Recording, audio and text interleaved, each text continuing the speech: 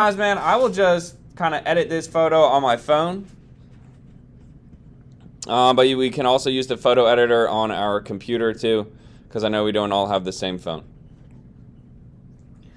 I'm going to dim the lights again real quick, so hopefully everyone has some sort of photo.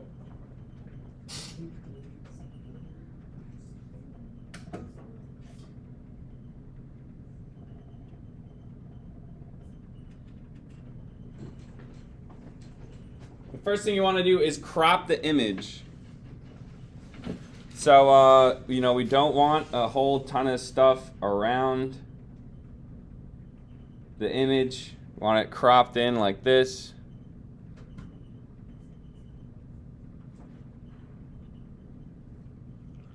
Maybe just an inch or two around the outside. You don't want it all the way cropped, like right next to the drawing there. You always want to leave a little bit of buffer like that.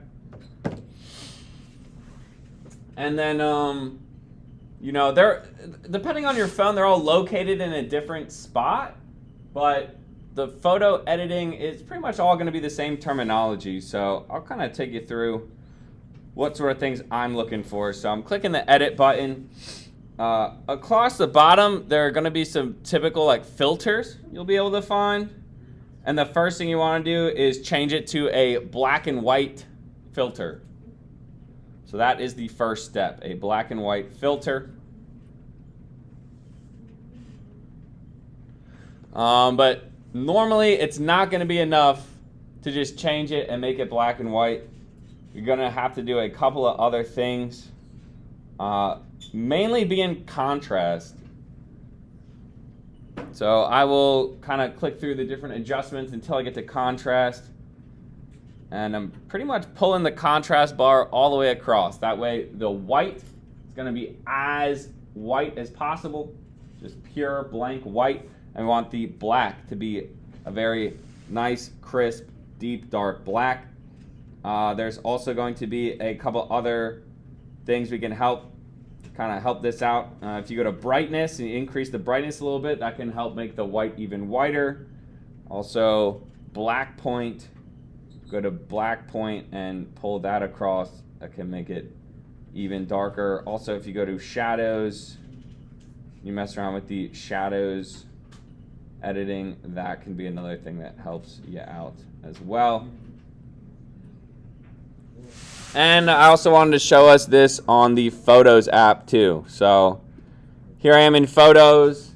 Take a look at this. There's just a picture of the drawing here. So, we don't have that bright, clean white. It's this sort of off-white. In the bottom left, there's a little cast shadow.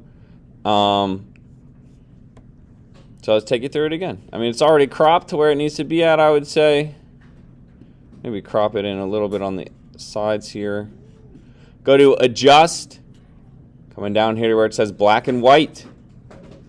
Underneath where it says black and white, I'm going to pull that tone bar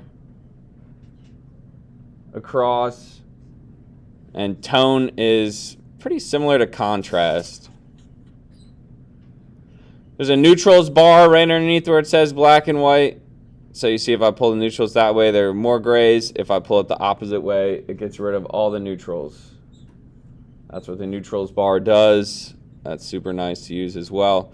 And then all the way up here where there's the light, we got the options. For light, I'll pull the black point across.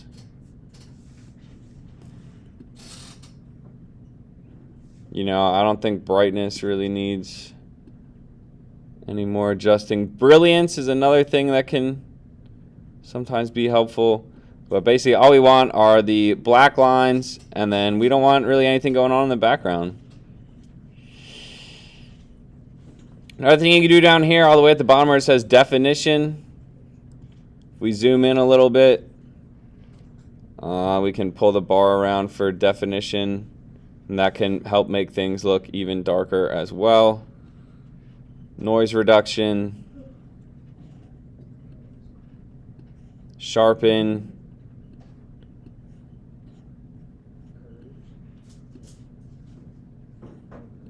all these different things.